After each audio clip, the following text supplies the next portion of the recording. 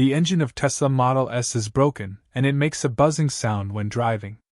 You don't need to spend time to replace the power drive assembly. You can repair it. Record the motor assembly. It was because of the bad water and wind that the motor leaked. Thank you for watching. The input wire of this brick is also worn out, and the internal wire of the clothes post is also worn flat, so there will be abnormal noise when the car is driven, and they need to be replaced. Subtitle Volunteer Yang Qianqian.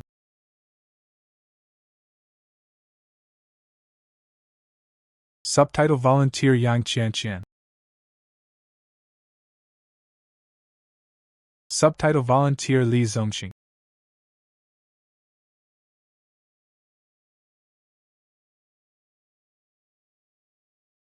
Disconnect the motor and restore it, and replace it with an improved motor cooling water fan.